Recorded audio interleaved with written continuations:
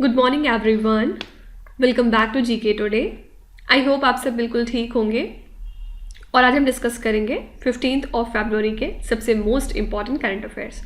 तो प्रोसेस वही रहेगा, सबसे पहले आज के हम करंट अफेयर्स देखेंगे, उसके बाद फिर हम रिवीजन की तरफ चलेंगे जिसमें हम नवंबर मंथ के करंट अफेयर्स रिवाइज कर रहे हैं और आज थर्ड लास्ट सेशन रहेगा हमारा। इसके बाद 2 और सेशन सिर्फ बचेंगे नवंबर मंथ को फिनिश करने में, उसके बाद लास्ट में हम क्विज की तरफ चलेंगे। ठीक है, चलिए शुरू करते हैं सबसे पहले आज के करंट अफेयर्स के साथ। The union budget 2023 to 24 has allocated 2516 crore rupees for the computerization of which unit over the next 5 years। आपसे पूछ रहे हैं कि यूनियन बजट 2023 से 24 में इतना अमाउंट एलोकेट किया गया है किस यूनिट के डिजिटल होने के लिए अगले 5 सालों के अंदर अंदर। तो यूनियन बजट ने इतना अमाउंट अप्रूव किया है for the computerization of 63,000 PACs अगले 5 सालों में। PAC क्या है? Primary agricultural credit societies. ठीक है, तो ये जो सोसाइटीज़ हैं बेसिकली ये विलेज लेवल पे कोऑपरेटिव क्रेडिट सोसाइटीज़ हमारी होती हैं जो कि एक्ट करती हैं as the last link to the 3-tier cooperative credit structure. ठीक है, और इसको हेड करते हैं हमारे स्टेट कोऑपरेटिव बैंक्स। ठीक है, तो जो स्टेट कोऑपरेटिव बैंक से क्रेडिट होता है इसको ट्रांसफ़र किया जाता है पहले डिस्ट्रिक्ट सेंट्रल कोऑपरेटिव बैंक्स में और उसके बाद इसको फर्दर ट्रांसफ़र कर दिया जाता है प्राइमरी एग्रीकल्चरल क्रेडिट सोसाइटीज़ में। ठीक है, तो इस सब के पीछे लीडर कौन है? आप कह सकते हैं SCB। ठीक है, तो बस आपको ये याद रखना है कि हमारी प्राइमरी एग्रीकल्चरल क्रेडिट सोसाइटीज़ को, जो कि एक विलेज लेवल की कोऑपरेटिव क्रेडिट सोसाइटीज़ होती हैं, इनको डिजिटल बनाने के लिए यूनियन बजट में इतना अमाउंट एलोकेट किया गया है। फाइन, यूनियन बजट के क्वेश्चंस काफ़ी इंपॉर्टेंट हैं, तो हम लोग एक सेशन G20 का भी करेंगे कुछ दिनों के बाद और एक यूनियन बजट के ऊपर भी, ये काफ़ी ज़्यादा क्योंकि इंपॉर्टेंट है। ठीक है, अच्छा एक चीज़ और, अगर आपसे कोई पूछे कि सोतू एड्रेस कौन सी कंट्री से एसोसिएटेड है, सोतू का फुल फॉर्म क्या होता है? State of the union address. तो US प्रेसिडेंट जो बिडेन ने हाल ही में डिलीवर किया है सोतू एड्रेस को at the joint session of the parliament, कहाँ पे? In the US capital Washington DC। ठीक है, और ये जो है जो बिडेन की सेकेंड सोतू एड्रेस थी। एक्चुअली जो US का कॉन्स्टिट्यूशन है उसके मुताबिक जो US के प्रेसिडेंट होते हैं उन्हें state of the union deliver करना होता है कांग्रेस को, साथ ही इन्हें कुछ मेजर्स रिकमेंड करने होते हैं जो उन्हें नेसेसरी और बेनिफिशियल लगते हैं कंट्री के वेलफेयर के लिए। ठीक है, तो बस आपको ये याद रखना है कि सोतू एड्रेस हाल ही में क्योंकि जो बिडेन ने डिलीवर किया है तो ये कौन सी कंट्री से एसोसिएटेड है? USA से। ठीक है, ये थोड़ी सी साइड न्यूज़ आपकी हो गई। नेक्स्ट है Bard is an AI chatbot that is being developed by which tech major. आपको बताना है कि बार्ड नाम का चैटबॉट कौन सी टेक मेजर इसमें से इनिशिएट कर रही है। बार्ड जो है ये आर्टिफिशियल इंटेलिजेंस चैटबॉट है जो कि डेवलप कर रहा है गूगल। ठीक है, और जो बार्ड है ये एक्चुअली आर्टिफिशियल इंटेलिजेंस का यूज़ करके आंसर्स को जनरेट करेगा टेक्स्ट फॉर्म में, जब जो यूज़र्स हैं वो अपनी क्वेरी को टाइप्ड फॉर्मेट में देंगे। ठीक है, और ये चैटबॉट जो है ये फंक्शन करेगा बेस्ड ऑन AI मॉडल जिसका नाम है लैम्डा। लैम्डा का फुल फॉर्म क्या बताया था आपको? ये है language model for dialogue application. ठीक है, इसको गूगल ने इंट्रोड्यूस किया था 2021 में। फाइन, कई बार आपसे ये भी पूछ लेते हैं कि लैम्डा किसका है, तो याद रखिएगा ये भी गूगल का है और बार्ड इनका एक नया आर्टिफिशियल इंटेलिजेंस चैटबॉट है। ये बात काफ़ी इंपॉर्टेंट है। ठीक है, नेक्स्ट क्वेश्चन है eagle 44 is the first underground air force base of which country. आपको बताना है कि ईगल 44 कौन सी कंट्री का पहला अंडरग्राउंड एयरफोर्स बेस है।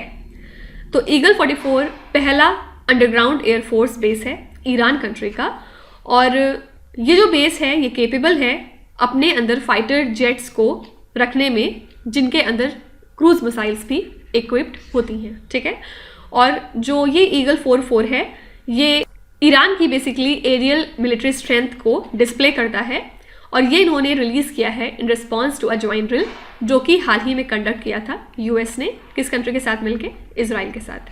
ठीक है, तो इसमें डिफरेंट तरह के जेट्स और ड्रोन्स को रखा जाएगा जो कि इक्विप्ड होंगी with long range cruise missiles, ताकि जो टारगेट्स हैं उनको डिस्ट्रॉय किया जा सके इन केस ऑफ अटैक। ठीक है, तो बस याद रखिएगा कि ईगल 44 सबसे पहले एक अंडरग्राउंड एयरफोर्स बेस है, किस कंट्री से रिलेटेड है? तो ये हो जाएगा ईरान। ओके, नेक्स्ट क्वेश्चन है ऑपरेशन आहट was conducted recently by which institution. सबको पता है कि ऑपरेशन आहट किसका है, रेलवे प्रोटेक्शन फोर्स का।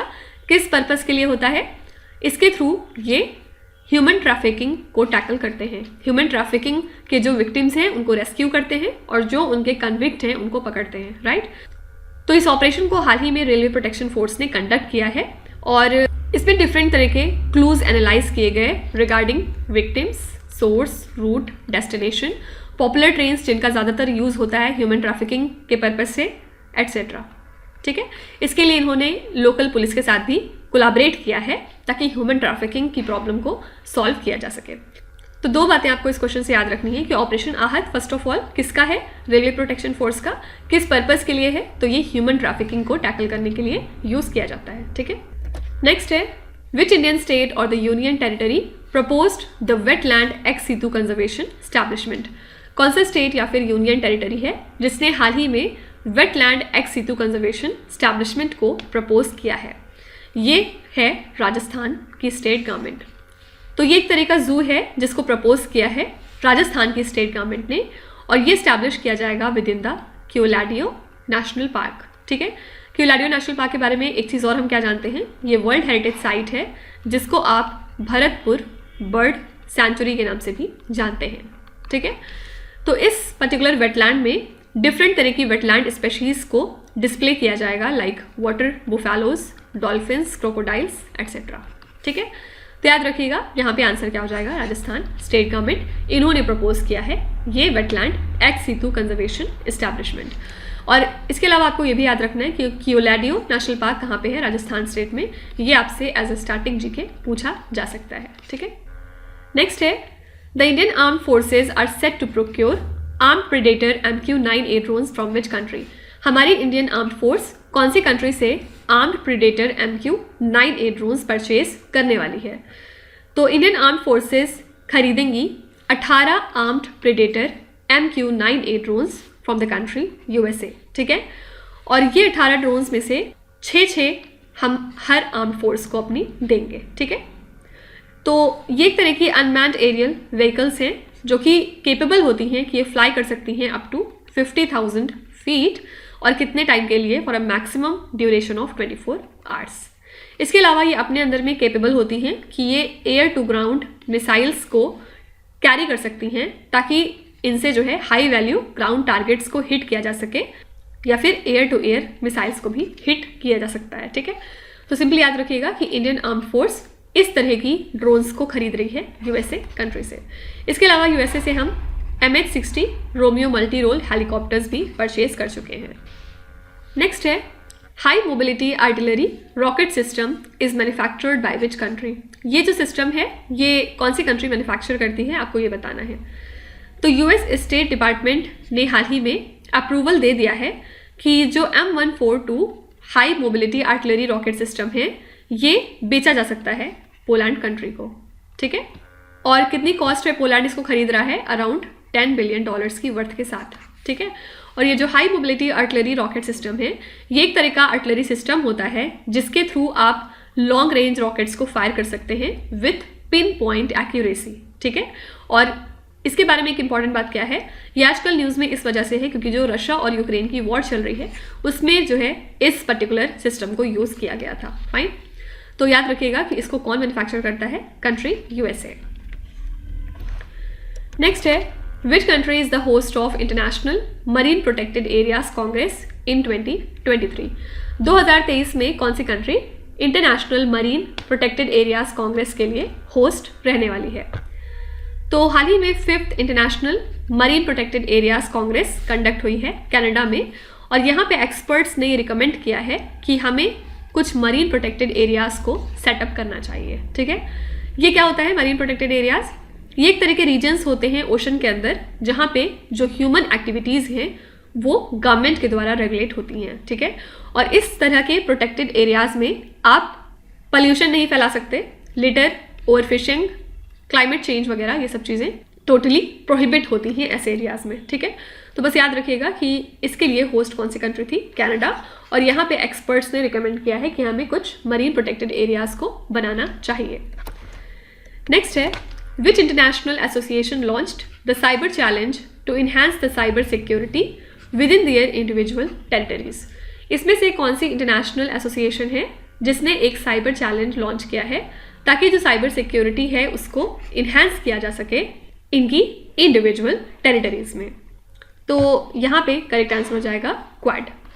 जो क्वाड साइबर चैलेंज है इसको लॉन्च किया गया है by the quad member states ताकि साइबर सिक्योरिटी को इन्हांस किया जा सके इनकी इंडिविजुअल टेरिटरीज में।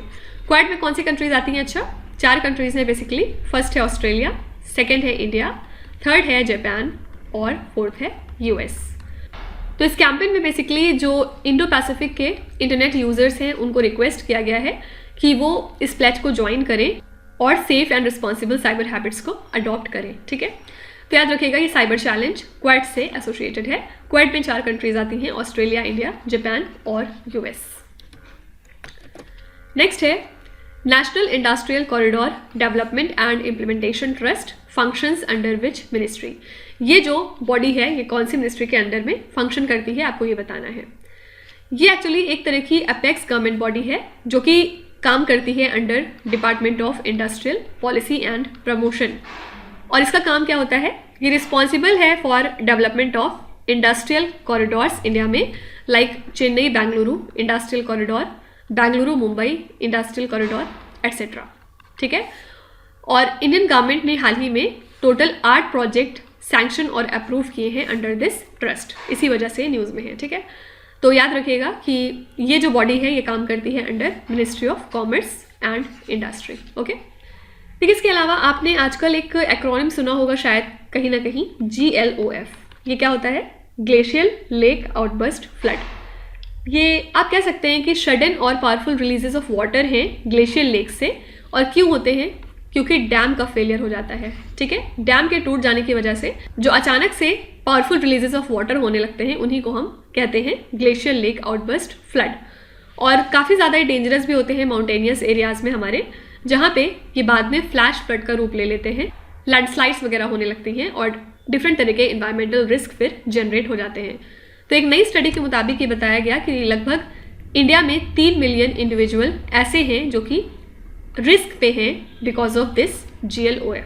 ठीक है, तो इसका फुल फॉर्म क्या बताया? Glacial lake outburst flood. तो एक्रोनिम काफ़ी ज़्यादा आजकल चर्चे में है, तो आपसे बस फुल फॉर्म हो सकता है पूछा जाए। नेक्स्ट क्वेश्चन काफ़ी इंपॉर्टेंट है, ये आजकल काफ़ी चर्चे में है। India's largest helicopter manufacturing facility was inaugurated in which Indian state? India का सबसे बड़ा हेलीकॉप्टर मैन्युफैक्चरिंग फैसिलिटी कौन से स्टेट में हाल ही में इनॉग्रेट हुआ है? तो प्राइम मिनिस्टर नरेंद्र मोदी ने नेशन को डेडिकेट किया है Hindustan aeronautics limited helicopter factory को, कहाँ पे? कर्नाटका स्टेट में। ठीक है, और ये इंडिया की लार्जेस्ट हेलीकॉप्टर मैन्युफैक्चरिंग फैसिलिटी है जो कि इनिशियल फेज में अपने सिर्फ लाइट यूटिलिटी हेलीकॉप्टर्स को प्रोड्यूस करेंगे। ठीक है, तो पहले साल में 30 हेलीकॉप्टर पर ईयर के हिसाब से प्रोड्यूस किया जाएगा, उसके बाद लेटर ऑन इसको फेस्ड मैनर में इन्हांस किया जाएगा टू 60 हेलीकॉप्टर्स पर ईयर और फिर later on 90 helicopters per year. ठीक है, तो इंपॉर्टेंट बात सिर्फ क्या है कि इंडिया का सबसे बड़ा हेलीकॉप्टर मैन्युफैक्चरिंग फैसिलिटी इस्टेब्लिश हो चुका है कर्नाटका स्टेट में। नेक्स्ट क्वेश्चन है तेजस्विन Shankar who was seen in the news recently is associated with which sport? तेजस्विन शंकर किस स्पोर्ट से रिलेटेड है, आपको ये बताना है। सबसे पहले तेजस्विन शंकर अगर आपको याद हो तो लास्ट ईयर काफ़ी ज़्यादा न्यूज़ में थे क्योंकि कॉमनवेल्थ गेम्स जो हुए थे 2022 में उसमें ये ब्रोंज मेडलिस्ट रहे थे, राइट। और इन्होंने हाल ही में मेंस हाई जंप इवेंट जीत लिया है, कहाँ पे? At the new balance indoor grand prix 2023 जो कि हाल ही में हुआ है बॉस्टन USA में, राइट। और इस इवेंट के दौरान इन्होंने पहला पोजीशन क्लेम किया है with a jump of 2.26 metres. और किसको हरा के इन्होंने जीता है? डोनाल्ड थॉमस को, ठीक है। डोनाल्ड थॉमस 2007 के वर्ल्ड चैंपियन हैं। तो ये किस स्पोर्ट से एसोसिएटेड हो गए? हाई जंप से। Tejaswin Shankar is related to high jump.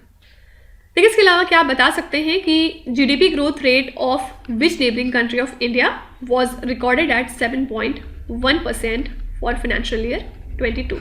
Financial year 2022 में इंडिया की कौन सी नेबरिंग कंट्री है जिसका GDP ग्रोथ रेट 7.1% रिकॉर्ड किया गया है? ये कंट्री है बांग्लादेश, ठीक है। और बांग्लादेश के ब्यूरो ऑफ स्टैटिस्टिक्स के मुताबिक जो पर कैपिटा इनकम है बांग्लादेश की वो हो गई है $2793, ठीक है। और जो इनका सर्विस सेक्टर है वो सबसे ज़्यादा शेयर अब देने लगा है 51.48% का। एक्चुअली पहले जो है फाइनेंशियल ईयर 21 में इनका ग्रोथ रेट था 6.94% और फिर फाइनेंशियल ईयर 20 में 3.45% था। तो लगातार ये बढ़ता जा रहा है और अब फाइनली फाइनेंशियल ईयर 22 में 7.10% रिकॉर्ड किया गया है, ठीक है। तो बस ये छोटी सी न्यूज़ थी जो आपको साइड में बतानी थी। तो इसी के साथ हमने आज के सभी इंपॉर्टेंट करंट अफेयर्स को कवर कर लिया है और अब हम चलते हैं हमारे रिवीजन सेशन की तरफ, जहाँ पे हम नवंबर मंथ के करंट अफेयर्स रिवाइज कर रहे हैं। और आज ये पार्ट 14 रहेगा इस सीरीज़ में। इसके बाद सिर्फ 2 और सेशन बचेंगे, जिसके बाद हम नवंबर मंथ पूरे तरीके से कंप्लीट कर लेंगे। अच्छा, एक चीज़ अभी भी अनडिसाइडेड है कि आप नवंबर के बाद अक्टूबर करंट अफेयर्स रिवाइज करना चाहते हैं या फिर जनवरी के। तो आधे लोग अक्टूबर करना चाहते हैं, आधे लोग जनवरी करना चाहते हैं, ठीक है। इसको हम लोग देखते हैं, अभी 2 दिन का टाइम है। चलिए पहले आज के करंट अफेयर्स देख लेते हैं हमारे रिवीजन सेशन वाले। इसमें हम 196 से लेके 210 तक कवर करेंगे। फर्स्ट क्वेश्चन है, which country launch the Orion space craft. अच्छा, आगे बढ़ने से पहले मैं आपको एक चीज़ और बता दूं, किसी का अगर नवंबर मंथ का पूरा करंट अफेयर्स छूट गया है, कोई किसी वजह से डेली करंट अफेयर्स की सीरीज़ हमारी नवंबर मंथ में नहीं कर पाया है, तो वो ये सारे 240 क्वेश्चन कवर कर ले और मैक्सिमम चांसेस हैं कि क्वेश्चन इसी से आएंगे, ठीक है। तो आप अगर इसको कर लेते हैं तो 80-85% क्वेश्चन नवंबर मंथ के आराम से एग्जाम में टैकल कर सकते हैं, ठीक है। चलिए शुरू करते हैं। Which country launch the Orion space craft. Orion space craft किसका है? USA का। और हाल ही में नासा का जो ओरियन स्पेस क्राफ्ट है ये सक्सेसफुली परफॉर्म कर चुका है अपने पहले मून फ्लाई बाय मिशन में as a part of uncrewed Artemis first mission, ठीक है। इसने ल्यूनार सरफेस के 130 किलोमीटर्स तक को ट्रैक कर लिया था। तो बस याद रखिएगा कि ओरियन किसका है, नासा का। आंसर हो जाएगा USA। Which union ministry present the Tenzing Norgay national adventure award. ये अवार्ड प्रेजेंट करता है ministry of youth affairs and sport. इसको बेसिकली 4 कैटेगरीज में दिया जाता है। फर्स्ट है इसमें लैंड एडवेंचर, सेकेंड है वाटर एडवेंचर, थर्ड है एयर एडवेंचर और फोर्थ कैटेगरी है हमारी लाइफ टाइम अचीवमेंट की। और लाइफ टाइम अचीवमेंट 2022 के लिए किसको दिया गया है? ग्रुप कैप्टन भवानी सिंह समियाल को, ठीक है। विच city is the host of global high level conference on anti microbial resistance in 2022। तो इसके लिए कौन सी सिटी होस्ट है? ये है मस्कट। ये 3rd एडिशन था इसका और मस्कट कहाँ पे है? ओमान में। Fine. As per recent UNICEF report, which country has expelled 1800 migrant children to Haiti. UNICEF की एक रिसेंट रिपोर्ट के मुताबिक जो डोमिनिकन रिपब्लिक है, इनकी अथॉरिटीज़ ने लगभग 1800 अनअकम्पनीड माइग्रेंट चिल्ड्रन को ट्रांसफ़र किया है हैती कंट्री को, ठीक है। Anwar Ibrahim has sworn in as the new prime minister of which country. ये नए प्राइम मिनिस्टर बन गए हैं मलेशिया कंट्री के हाल ही में, ठीक है। नेक्स्ट है, which is the headquarters of centre for development of telematics. C.DOT का हेडक्वार्टर है नई दिल्ली में। और C.DOT की बात करें तो ये एक Indian government owned telecommunications technology development centre है और यूनियन मिनिस्टर अश्विनी वैष्णव ने इनॉग्रेट किया था इसका entrepreneurship cell and centre of innovation Delhi campus में, ठीक है। Which country is the host of inaugural India ASEAN defence ministers meeting. इसके लिए होस्ट कौन सी कंट्री थी? ये है कैम्बोडिया। और किस वजह से ये मीटिंग हुई? To commemorate the 30th anniversary of India ASEAN relation. India young water professional programme is organised with the partnership of which country. Answer हो जाएगा Australia. Which equipment has been included in the national list of essential medicine. हाल ही में जो national list of essential medicine है उसमें coronary stents को include कर लिया गया है, ठीक है। और अब जो नेशनल फार्मास्यूटिकल प्राइसिंग अथॉरिटी है वो इनके प्राइस को फिक्स करेगी एक अफोर्डेबल रेंज में। National milk day is observe to commemorate the birth anniversary of which personality. तो नेशनल मिल्क डे ऑब्जर्व किया जाता है to commemorate the birth anniversary of doctor Verghese Kurien, ठीक है। इनको हम father of white revolution in India भी कहते हैं, साथ ही मिल्क मैन ऑफ इंडिया भी कहते हैं। आपको बताना है कि ये दिन हम किस पर्टिकुलर डे ऑब्जर्व करते हैं। नेक्स्ट है, India's first ever night sky sanctuary is located in which Indian state और द यूनियन टेरिटरी। इंडिया का पहला नाइट स्काई सेंचुरी इस्टेब्लिश हुआ है लद्दाख के हेनले में, ठीक है। और किसने सेटअप किया इसको? CSIR ने, council of scientific and industrial research ने। Which city is the host of UNESCO India Africa hackathon? Answer हो जाएगा ग्रेटर नोएडा। और हमारे वाइस प्रेसिडेंट जगदीप धनकर ने एड्रेस किया है इस समिट को, ठीक है। Who has been appointed as the new chairman of the All India Council for Technical Education in 2022? AICTE के नए चेयरमैन हाल ही में बन गए हैं IIT गुवाहाटी के director professor TG Sitharam. Okay. Who is the world's most popular leader as per the global leader approval ratings released by the US based Morning Consult? इसके मुताबिक दुनिया के सबसे पॉपुलर लीडर हैं हमारे प्राइम मिनिस्टर नरेंद्र मोदी।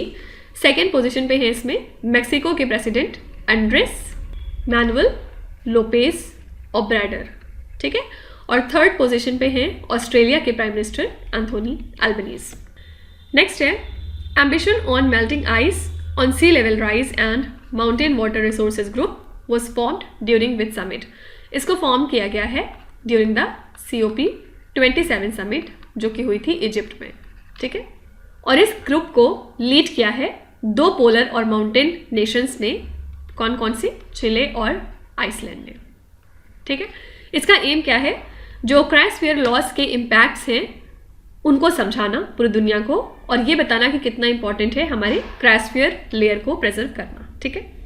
तो बस ये याद रखिएगा कि ये जो ग्रुप है ये कब फॉर्म हुआ था? COP27 समिट के दौरान। तो ये हमारे नेक्स्ट 15 क्वेश्चंस हो गए नवंबर मंथ से, और कल हम यहीं से कंटिन्यू करेंगे क्वेश्चन नंबर 211 से लेके क्वेश्चन नंबर 225 तक, और उसके बाद एक और सेशन रहेगा सिर्फ जिसमें हम 226 से लेके 240 तक कवर कर लेंगे, ठीक है। तो ये सारे क्वेश्चंस हमारी डेली 20 MCQs सीरीज़ का हिस्सा हैं। अगर आप उसको सब्सक्राइब करना चाहते हैं तो आप हमारी एप्लीकेशन GK टुडे को विजिट कर सकते हैं, और वहाँ से आप उसको परचेज करके एक वेल ऑर्गेनाइज्ड फॉर्मेट में सारे करंट अफेयर्स को पा सकते हैं अपनी तैयारी को और ज़्यादा आसान बनाने के लिए, ठीक है। चलिए आपके क्विज की तरफ चलते हैं।